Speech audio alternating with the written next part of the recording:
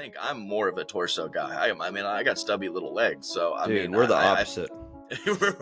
I got beautiful long legs, but I've got I got a tiny torso, man. It's always tiny torso. It's always been a struggle. It's like, man, look at that thing. Why is it so short?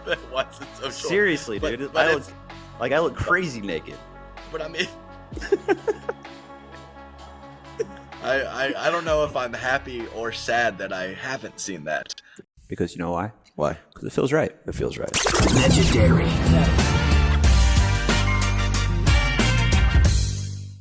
This is the moment we waited for. Everything you want is right here. We gon' give them what they came for. We gon' take it up from last year. Watch the game change. Watch the game change. Watch the game change. Watch the game change. Yeah. I gotta win. Watch me kick down the door. They won't let me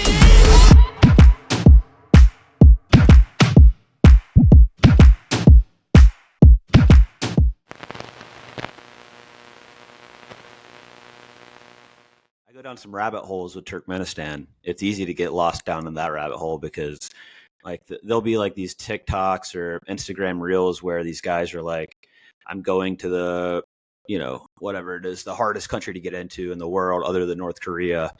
And it's like a guy just filming Turkmenistan and how you have all these massive hotels that are just like zero people there.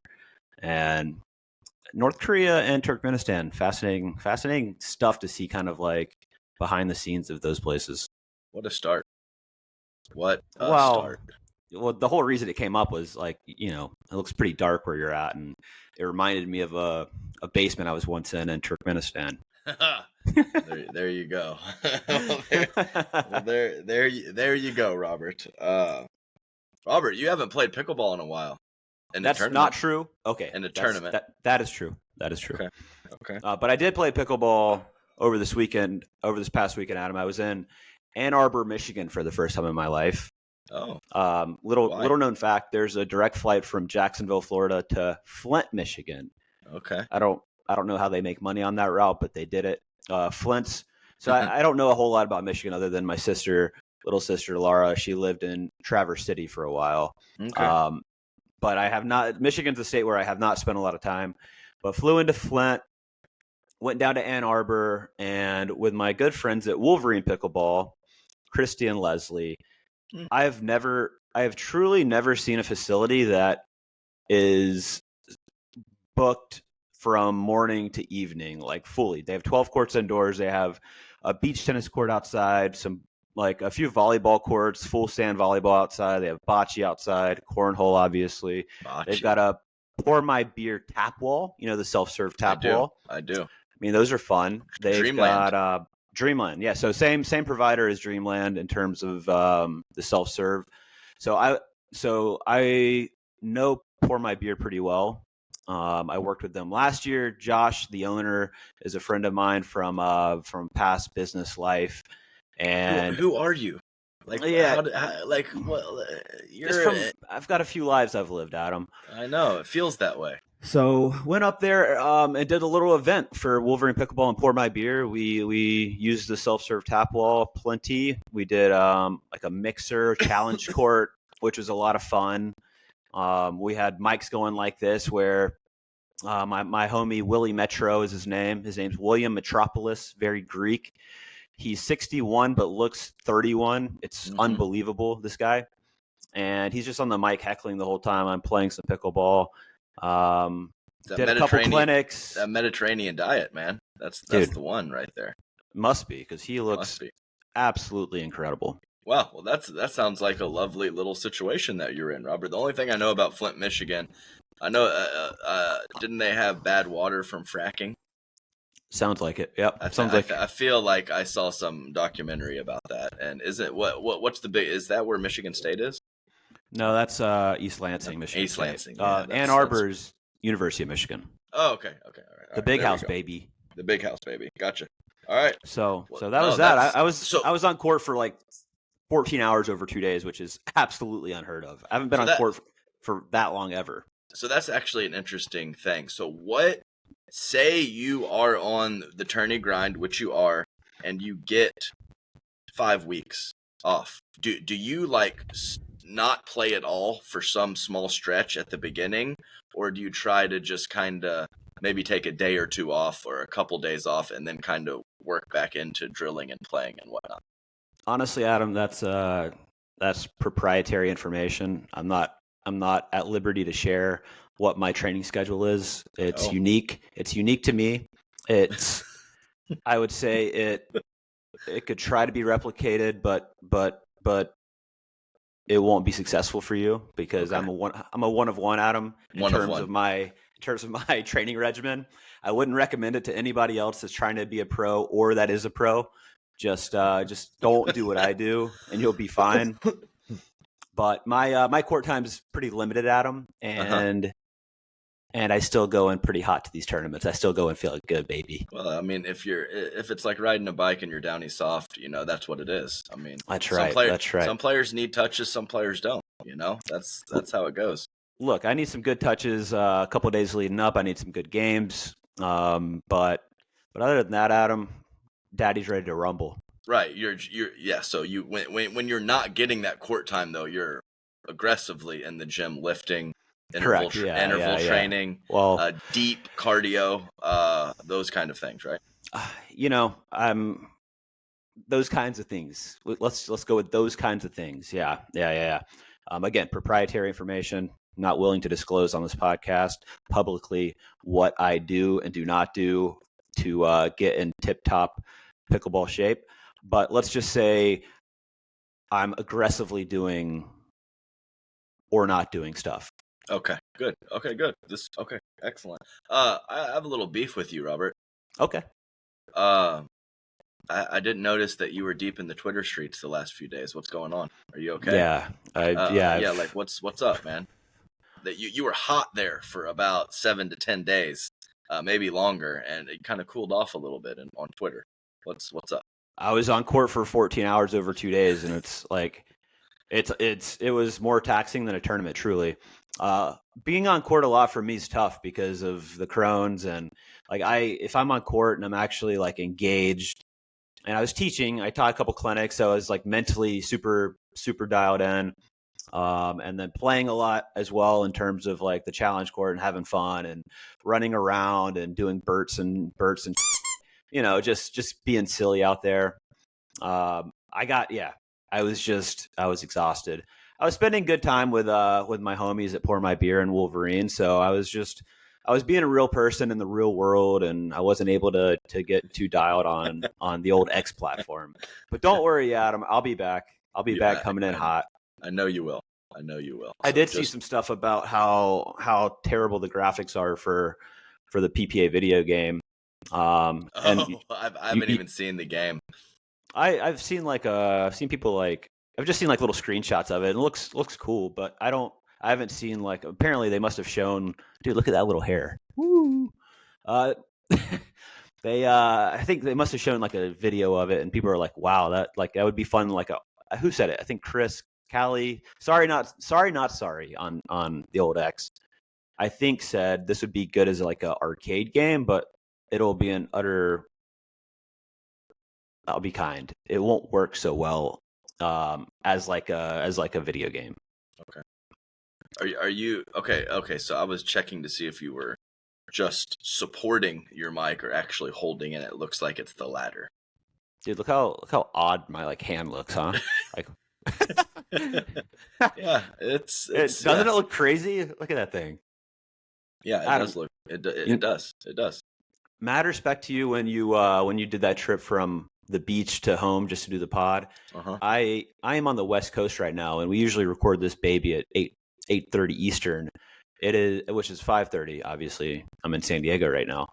So, what time is it right now? 6. Why are you in San Diego? I'm playing a tournament this weekend.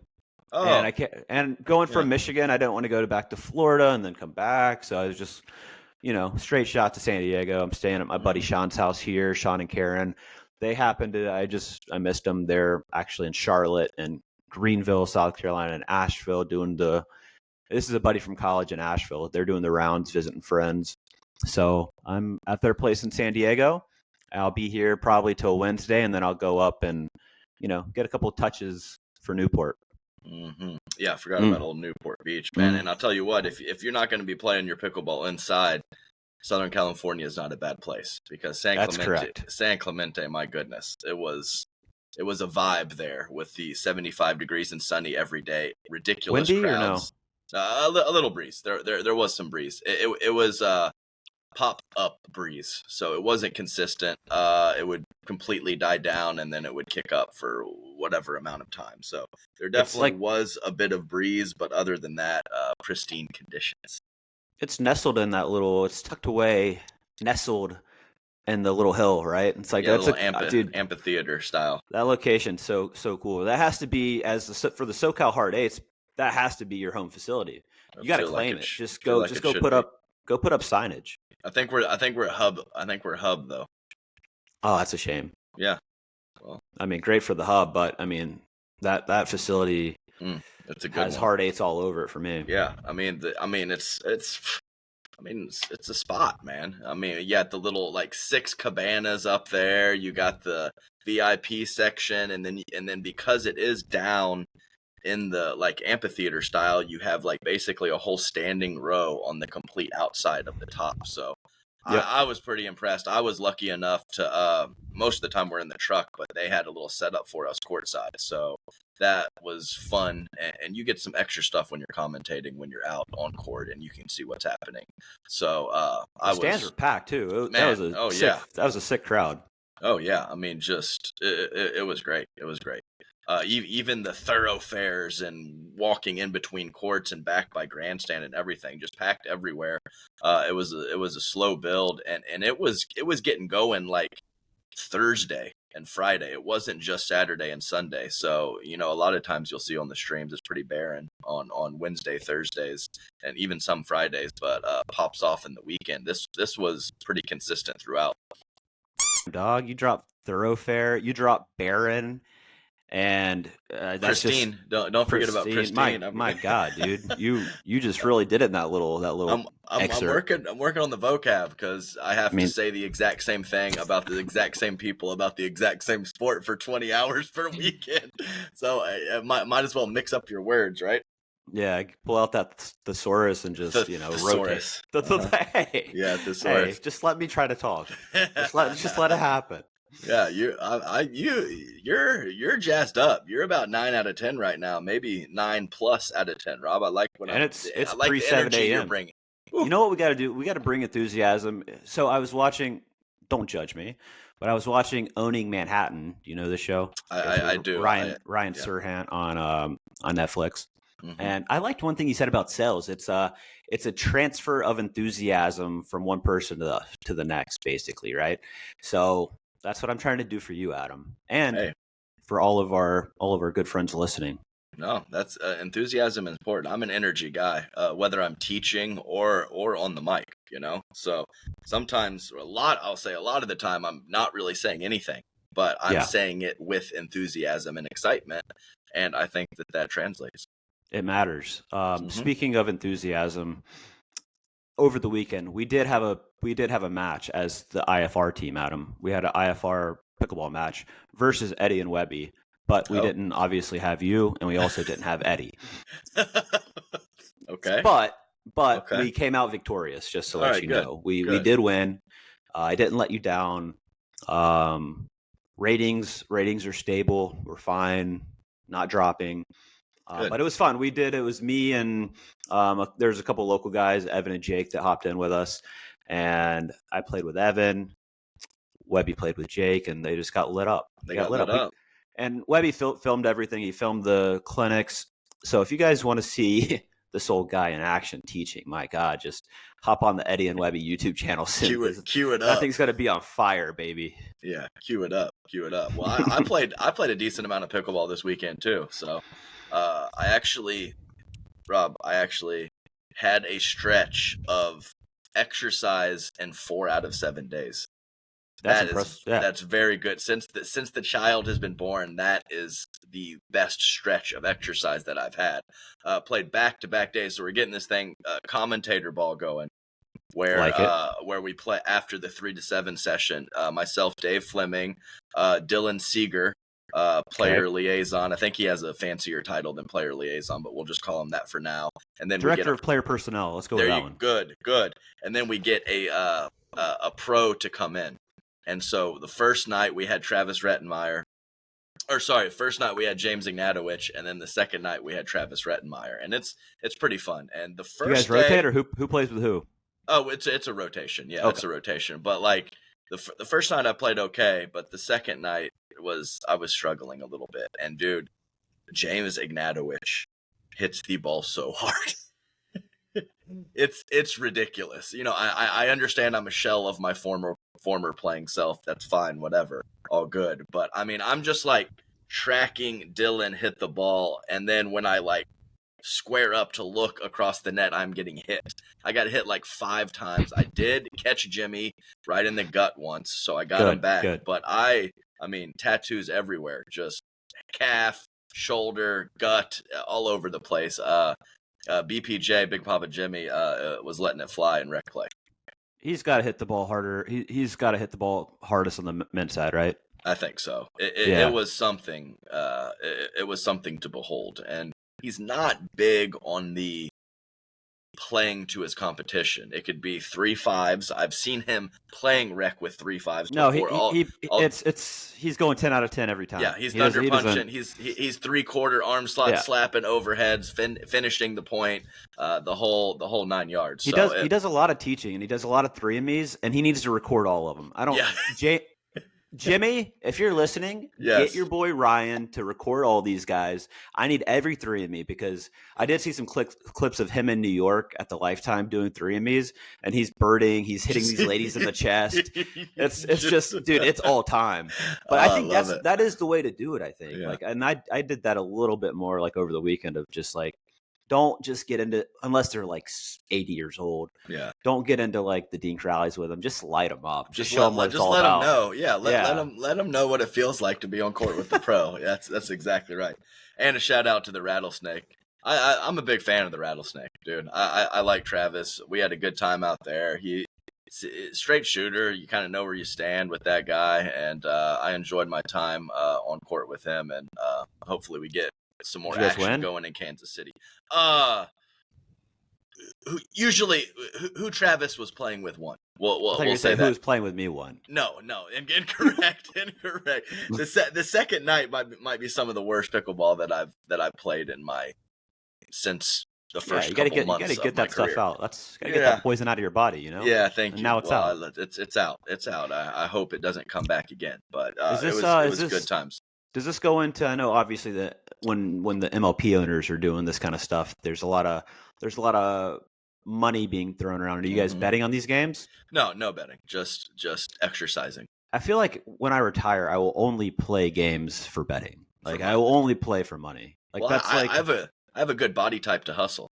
You do. Like, you do. You go out to the local park, just like I show up in Crocs and 5'8", you know, put on about 25 pounds since I stopped playing. You got to be a little heavier. You got to be heavier than you are now, for sure. You know, like wipe the sweat off my brow, show off the gut. You know, like these kind of things. I mean, I can make some real money doing this at a local park.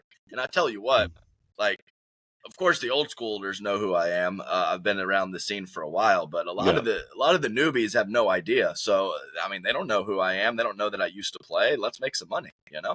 Yeah, they need to. That just means they're not watching the podcast, and they should be. And that's disappointing to hear. Yeah. But we need to shove this down their throat a little bit more, I guess.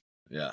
And I'll tell you what, you get way more love when you're on site too, as the commentator. Of course, no one's coming to the truck. No one sees anything. I mean, Dave and I were taking pictures and people were giving us shout outs and stuff all throughout. It was an extremely fun vibe. And just in general, not just talking about women, but the women and the men, the people, there's pretty people down in San Clemente. So everybody's just having a good time, eating, drinking. The dudes are all muscled up, you know. I mean, everybody's just having a good time, and it's a great place to be. Sunny and 75. Come on, man. When you're in that weather all the time, it makes you want to be fit, right? Like if you're in cold weather, it's, you know, you're wearing big clothes, you're wrapped up. It's like, you know, in SoCal, the weather's nice, everybody's fit, everybody's out doing stuff. It's a little contagious. That's right. Green juice and rainstorms. That's all That's they it. do. That's all they do down there. Green juice and rainstorms. Let's That's go. all you need. That's all you need in life. But man, it was some good action too. There was quite a few storylines. Adam, we had. I think the podcast is making a difference. In what? I just, I took a peek at the old results, and everybody's playing the bronze match, baby. Everybody's playing the bronze. Yeah. Look at you. I think that's Adam, directly related. Direct correlation, sir. Yes. We are making a difference. We are doing the Lord's work, and you're welcome, fans. Oh yeah. Oh, I wanted to mention this too. Even though you were not deep in the Twitter streets, I did catch a couple of Maggie Remenzi's tweets. Oh, what'd she say? I'm a little jealous of her. One, like her baby started sleeping through the night at like month 2, which is frustrating as someone whose baby does not do that. Number 2 is she's basically retired at this point with the being a full-time mother, and I think she has a job too. But she just says whatever she wants to. She's got like a real job. Yeah, she just says whatever she wants to, and which I love. We need that. Can't quite do that, but something along the lines of must be frustrating for Ben to have these nice combinations and these nice digs just for Collin Johns to be standing straight up and miss a reset into the net. Did he not play well? Did Collin not play well or what? I wouldn't go that far. But yeah, I wouldn't say it was his best performance either, but it was like a noticeable shift in strategy for both of them. Like Collin was speeding up off of the bounce at a much higher clip than he previous did. Which is usually never. Like, yeah, and Ben was going wild. Like full on solo shake and bakes, and what he was doing is he was looking to bag. It's the first time that I've ever seen him like look to bag. So I guess it's probably just they're doing it to us. Let's kind of use that strategy and do it to them. So lots of high hard attacks. He wasn't even just rolling the backhand up the line. He was like pulling it cross court, trying to like body up the other left side player. So there was a variety of patterns and frequencies and shots that we have not seen from the Johns brothers in quite some time. So Adam, which was question fun. Which was fun. Question for you. Yes. Hypothetical. I know you like hypotheticals. I do. Ben and Collin versus Ben and Annalie. Who wins? No, Ben and Collin. Easily? Well, I wouldn't say easily. But yeah. Give me a score line. What's the line on that one? Yeah, I think it's very 9, it's definitely 10? Reasonably close. I would say like a 6 and 8 situation, something like that. Okay, so like a 14, like a 13-5 right. line. Yeah, something like that. But I think if they play that 20 times, I would be shocked if Annalie and Ben like win more than once or twice. Yeah, more than once or twice. And maybe Annalie, Annalie's wild, man. It's pretty wild how good she is, and she's finally completely screwed down 10-4 in mixed doubles to the Johnsons, and just does like 3 turn her back, whip through the zone attacks against JW. And she even said it in the interview. I just thought we were going to lose, so I just lit up JW, and it worked, and they end up coming all the way back and winning one of the best finishes I've ever seen in pickleball. So she's nuts, but I would have to give the edge to CJ and Ben, definitely. Before we get into the episode, we have to tell you about a must-have for anyone in the pickleball world. If you're an avid pickleball player and don't have this app downloaded on your phone, you're missing out on so much. Meet the Selkirk TV app, the first and only free streaming and on-demand app dedicated to everything pickleball.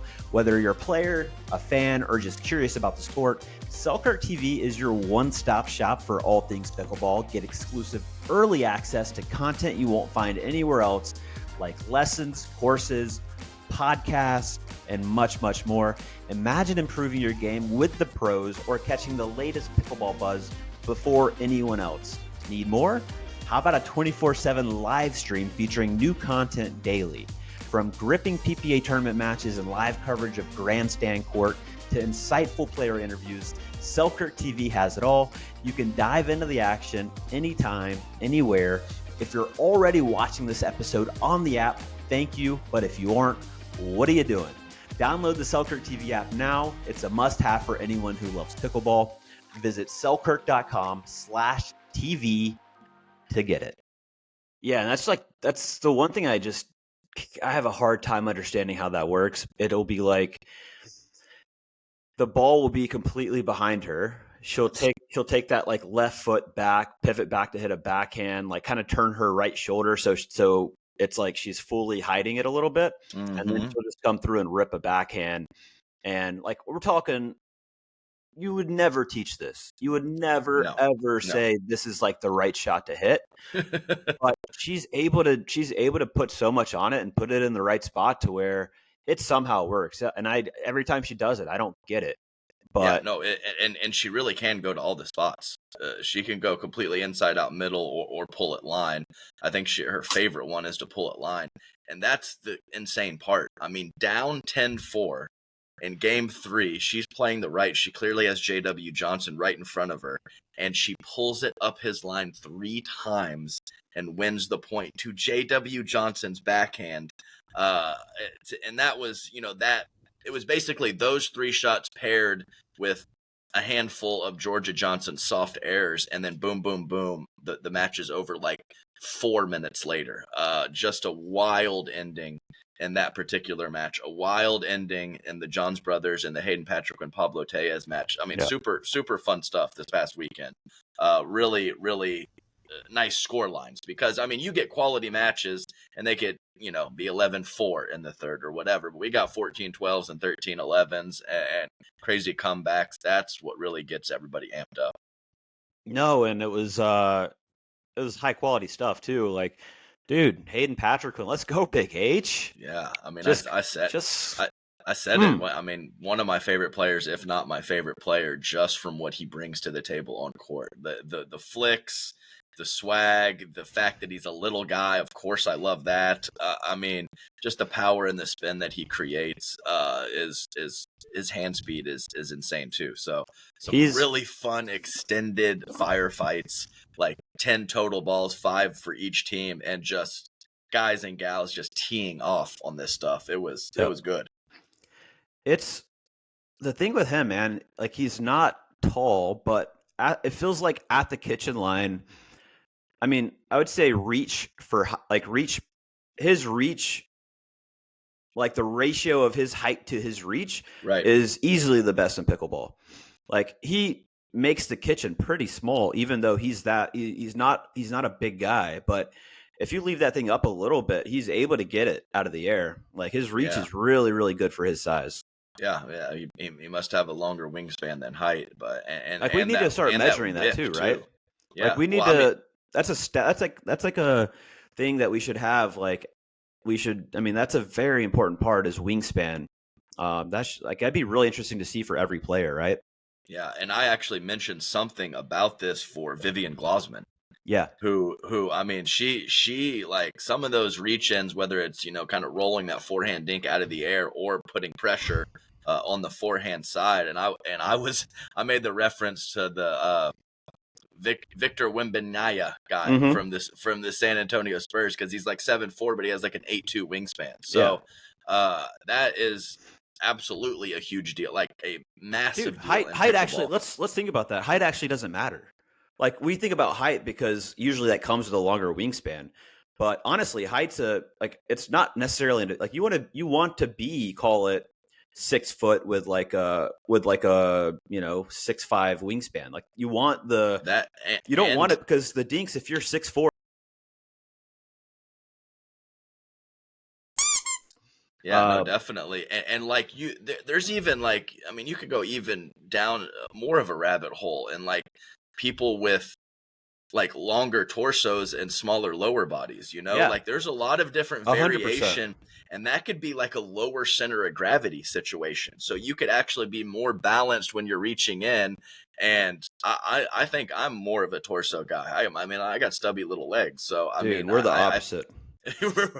I got beautiful long legs, but I've got I got a tiny torso, man. Tiny torso. It's always been a struggle. It's like, man, look at that thing. Why is it so short? Why is it so short? Seriously, dude. I look crazy naked. But I mean, I don't know if I'm happy or sad that I haven't seen that, Robert. But I mean, really though, I mean, we're talking like pro pickleball. The parity is ridiculous. Everybody is good. Do you think having 3 or 4 more inches of wingspan isn't a big deal? You're insane. So maybe that is something that let's start eventually measuring, baby. When we have those crazy stats, 5 years from now, and everything's all perfect with the percentages and everything. I think wingspan will be a big factor. Agreed. And those guys with big torsos. Okay. Back. We're gonna go back to.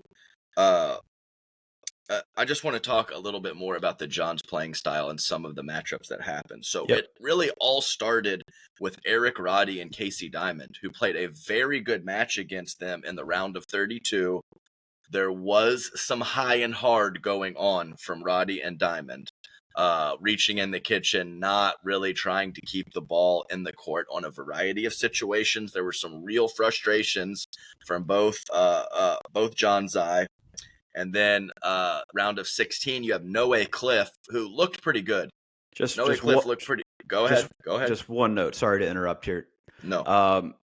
But on the Casey Diamond Roddy situation, I wasn't on Twitter. I wasn't deep in the Twitter streets, but I did see something pretty funny that I sent to Greg Dow last night. A little screenshot, and it was Brooks Jones on Twitter saying, "Is Casey Diamond a poor man's Greg Dow? Somebody answer me."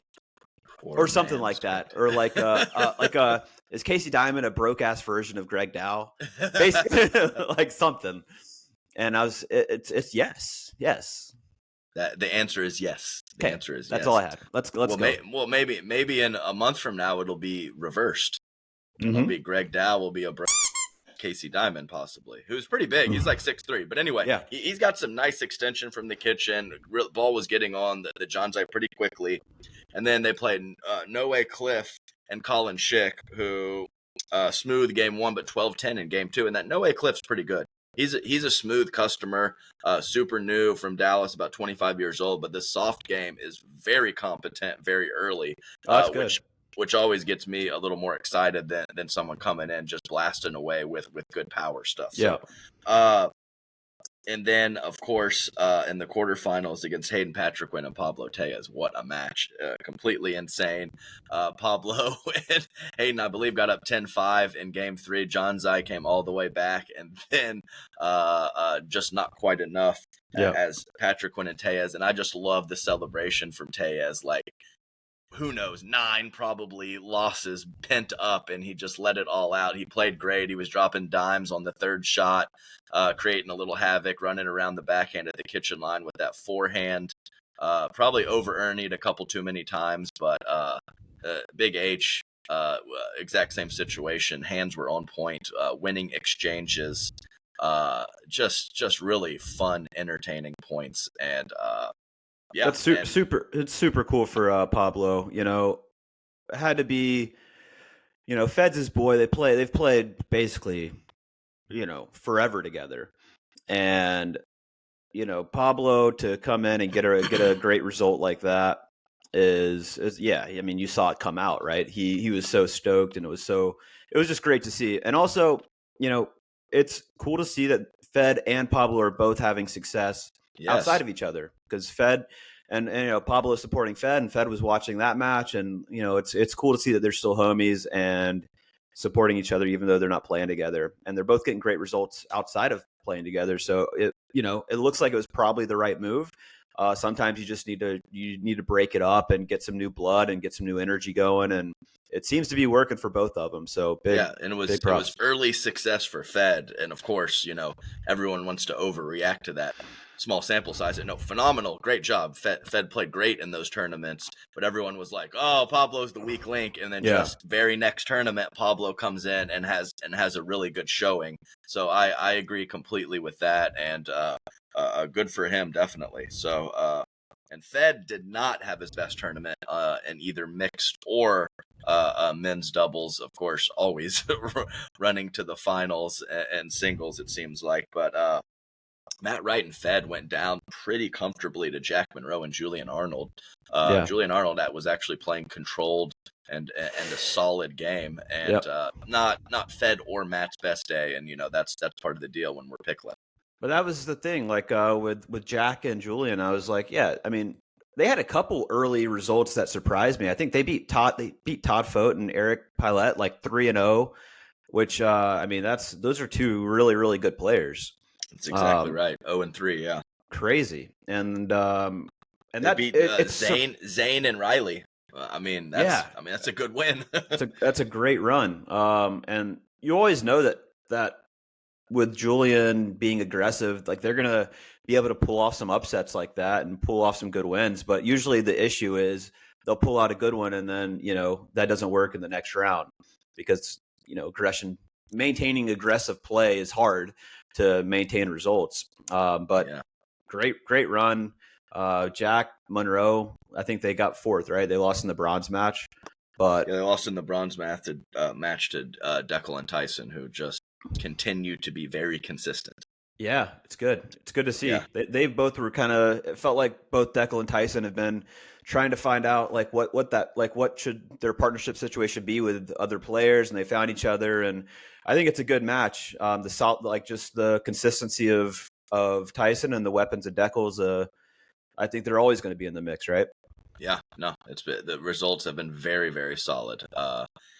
Haven't quite fully broken through, but I mean, beating good teams, running to the semifinals, in the bronze medal match a lot, and I believe one or two little championship Sundays that they popped off. And I also wanted to say this, Rob, about this particular match, is while Julian played very controlled in that Matt Wright Federico Stacksrud match, he got a little out of control in the Hayden Pablo match. Yeah. And Julian was barking with Hayden and Pablo a lot. And I think he was doing it so much that it was affecting his focus. And it was also, I mentioned this on the broadcast, I was wondering how this was affecting Jack Monroe. Who, I mean, he's been in the sporting world. He's played pickleball for a long time. Young guy. Yeah, young guy, 20 years old. And like Julian, anytime something good happened, Julian's focus was across the net or to the crowd. And I don't think that he came together with Jack enough to kind of have that, intensity and that camaraderie that can possibly leak over to the point play. So I think that's something to note as being a good partner. You're going to, I mean, if that's your style, get locked into the opponents, whatever, but you have to give some love to your partner too. Make eye contact, have a good exchange, play a nice complimentary pickleball point, and then have that connection as you're going back to the baseline. I think it's very important. Yeah, and I'll give a little behind the scenes here of what this looks like in terms of being a good partner and how that affects who you play with and who wants to play with you. So obviously Andre went to the PPA, so he jumped over. We had planned to play together early this year, and then I got hurt, and then he bounced around a little bit with Tardio, and then Tardio went to the PPA, and then he was going to play with Jack Monroe. So I was like, okay, well, who am I gonna? I want to have a consistent partner on this year, so who am I going to play with? And in New York, when I was playing with Richard Livernese, so young guy coming up next gen, excited to play with him. And he actually came to Tennessee to train a little bit the week before, and we felt pretty good. But at that tournament, Jack and Linda, his agent, came up and they're like, hey, if you want to play the rest of the year together, we can do that for all the APPs because Andre's going to the PPA. And I was like, okay, let's give me the weekend and then we'll figure it out. And then I played with Richard and we beat Casey Diamond and Philip Locklear, I think, in his gearbox in the first round. And then we had a not so good loss to a team. Who was it? It doesn't matter, but we had not a great result. And I would not say I was a great partner to Richard. I mean, he's he wouldn't say that, but I didn't feel like I was a good partner. I felt like I was frustrated at, it's interesting because like I'll see on the court, like in my head, I can visualize everything, the right shots that should be happening. And we have a strategy. And if that strategy is not being followed, I do get visibly frustrated. And that's something that I struggle with and I need to get better at. But Jack was watching that match. And then, so we lost. And then after the fact, I'm having a conversation with Jack, and this kind of goes to your Julian point of Jack's like, look, I need to make sure like that's not going to happen if we play together. Like, I'm going to need you to be really solid and supportive and that whole thing. Right. And it's like, yeah, that's absolutely fair. That makes sense. And I need to be, so yeah, I mean, he was even considering like not playing because of that energy on court and how I wasn't being a great partner to Richard. So that's absolutely something that players think about and talk about, when you're looking at partnerships and who you're going to play with. But yeah, so I'm excited to play with Jack. I'm not playing with him this weekend. I'm playing with Eric Pilette. I think Jack's playing with Andre Mick.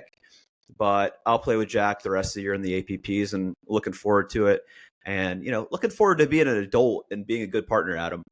Yeah, but it's a big part of it. Yeah, it's tough out there. I mean, it is. It's hard not to. And also something that does happen. Sure, you can be frustrated with the patterns in the situation or when your partner's not playing his best. But sometimes what would happen to me, and I think probably the only time that I was maybe a questionable partner is when I was so frustrated with myself. Yeah. And that and I didn't relay that to my partner so it could look like I was frustrated with a point that we played or something that my partner did, but I was so annoyed with how bad I was playing. So communication is important. Yeah, you have to. These are the ebbs and flows and things that happen with tournament pickleball, and being a quality partner has always been important, but especially now that everyone's so good physically, you're not just gonna dominate teams like you were able to do years ago. So I agree completely. It will constantly. We've talked about it before, and it will constantly be something that we bring up because it is just so important. And yeah, like you mentioned, like the margins are small. Like the margins are shrinking every tournament. So all of these little nuances matter so much. Okay. Let's move over to women's singles.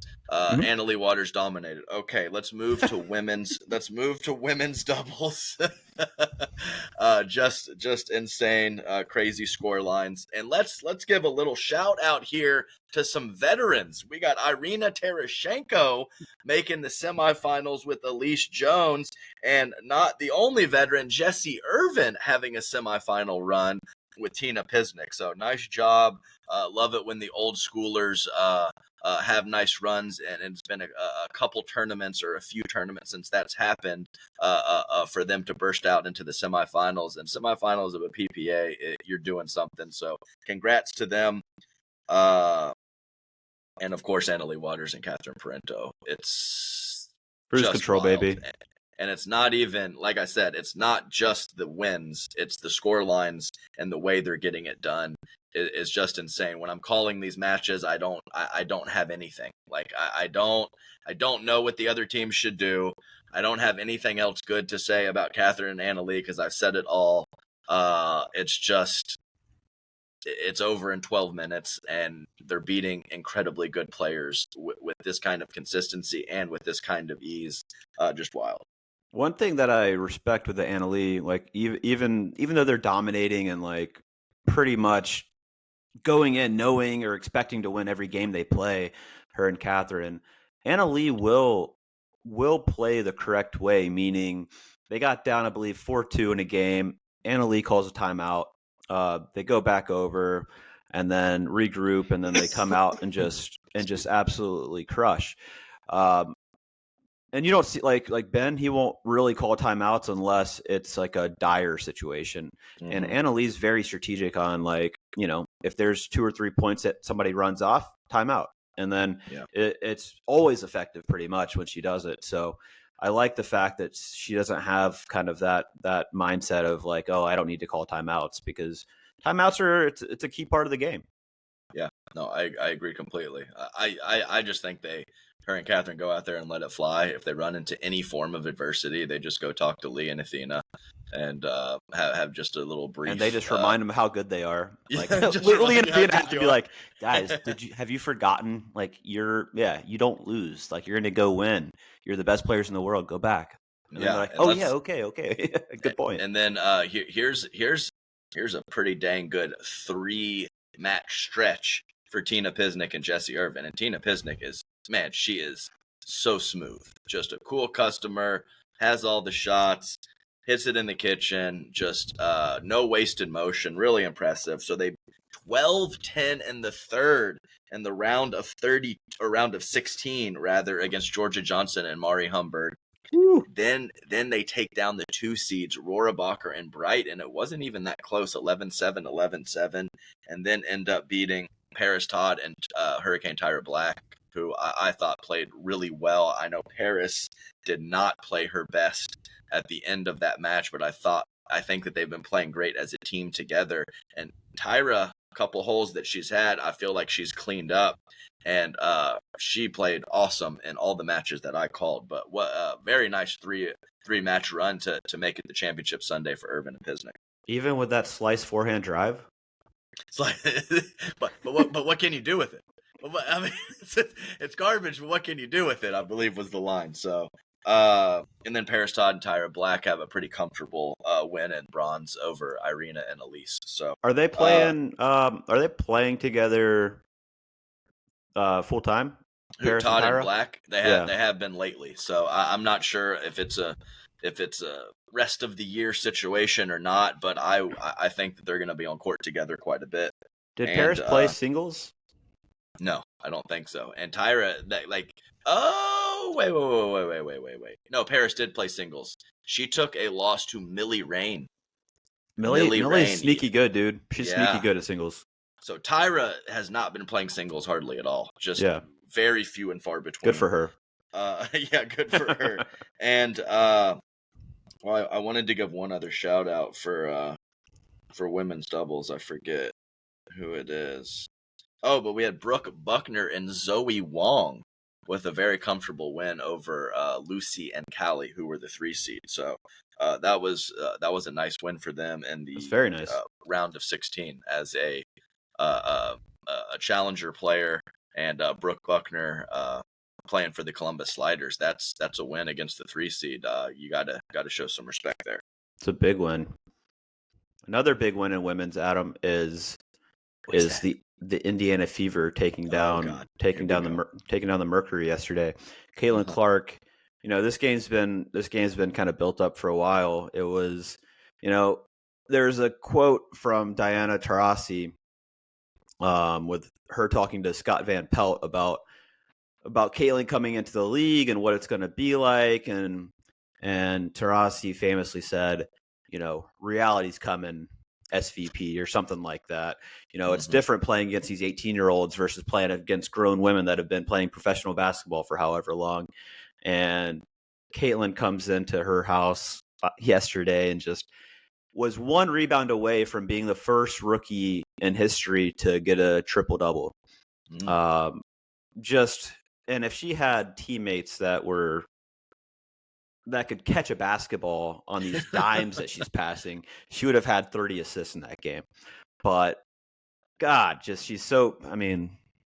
just changing the game, dude. And it's so fun to watch. And I see so many comments about people that don't watch NBA. They don't watch basketball, but they watch every single Fever game because they want to see Caitlin Clark play.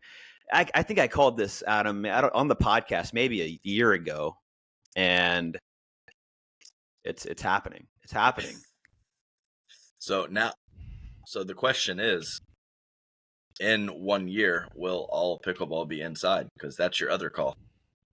It won't be, because those in power like to scramble and have rain delays and like to have just they want the pain, I guess.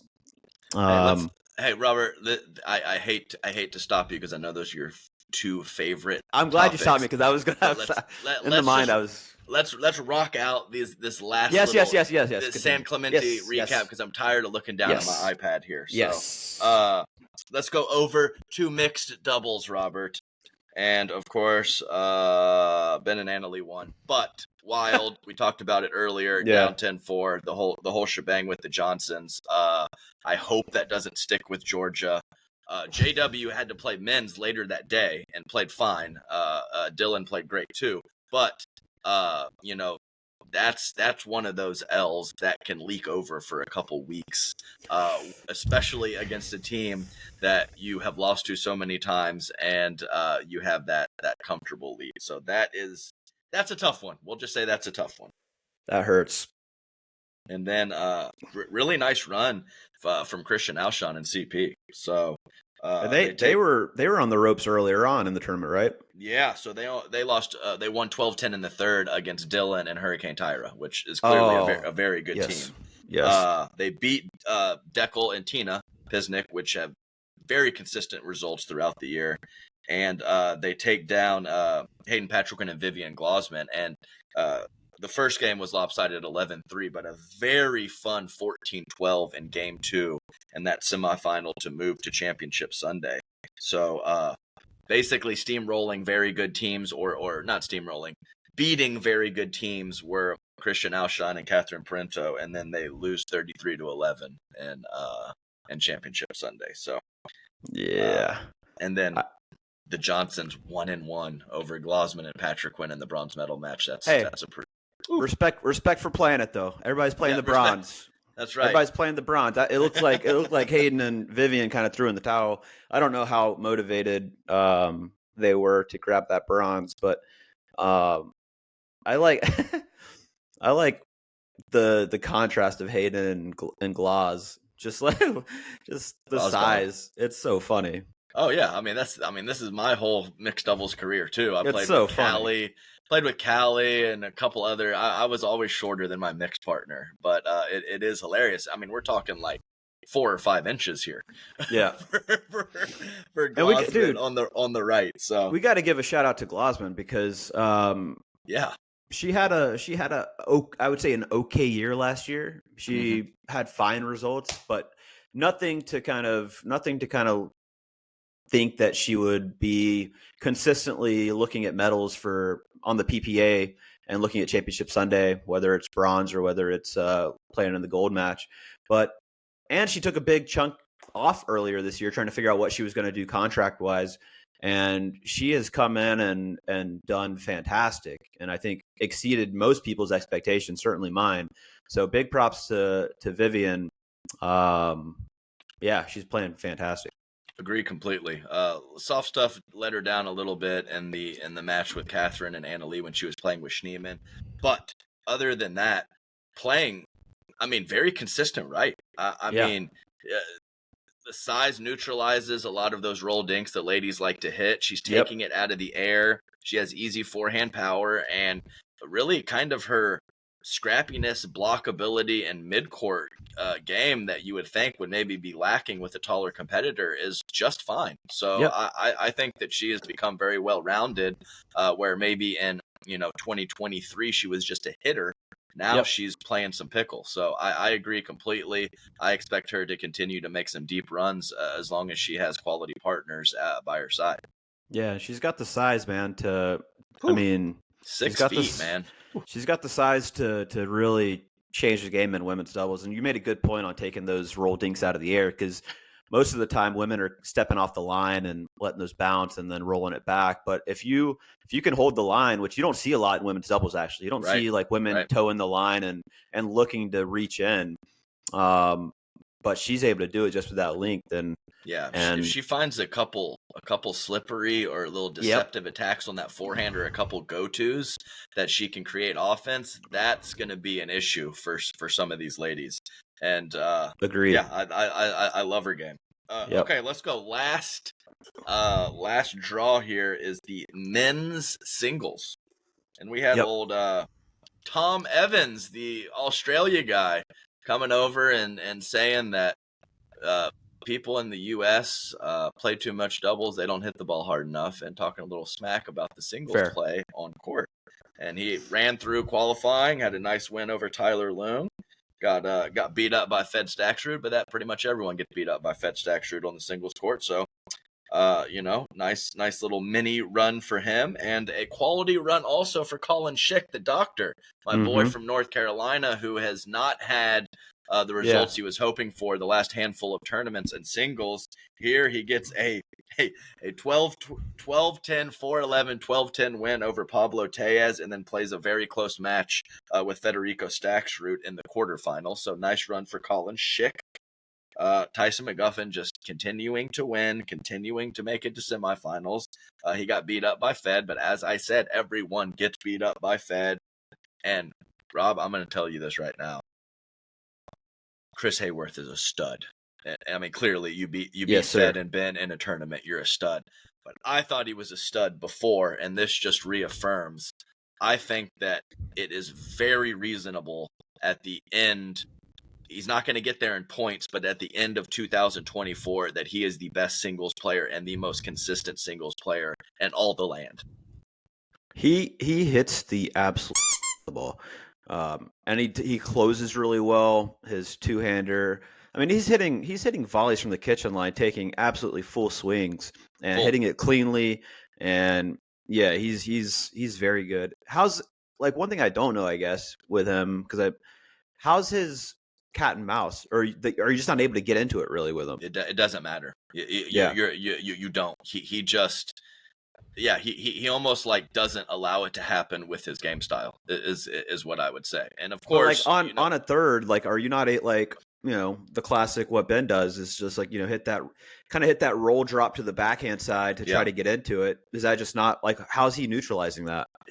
His two-handed backhand is just too good. Yeah, it's like he and the thing is he can release cross court or push it line almost seamlessly. So. Yeah.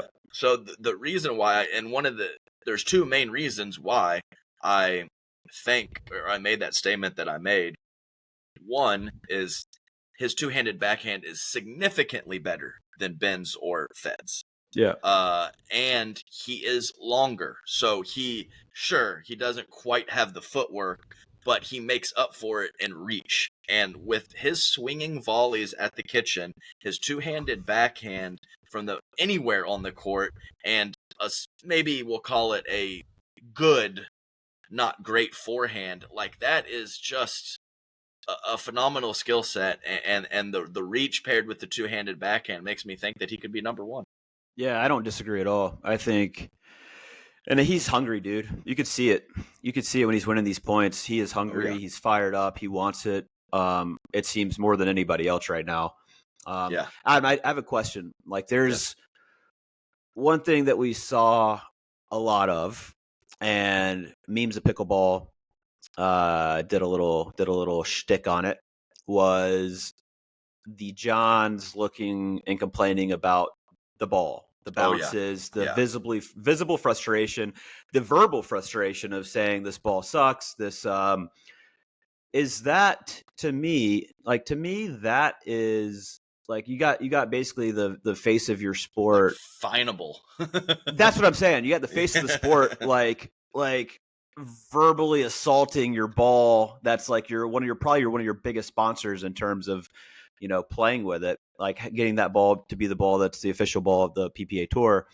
And it's not been a one-time thing. It's been ongoing throughout the year. And yeah, the ball takes crazy bounces, but it's not just on Ben or on Collin. Sure. Like, everybody's playing with the same ball, and they're the only ones that are really just losing their mind over it. And the ball is the same for everybody, right? It's like, it's not so, no, but is that a finable offense? Well, it's probably not the best look. I'll definitely say that. I don't.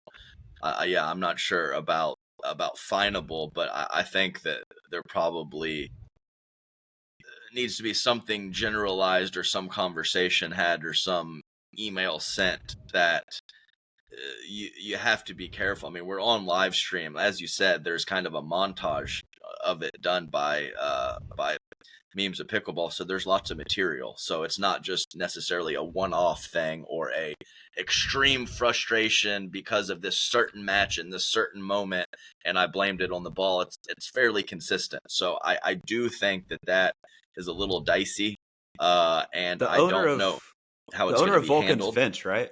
Yeah, Vince. So what do you? I don't want to butcher it. It's like Signorelli. Yeah.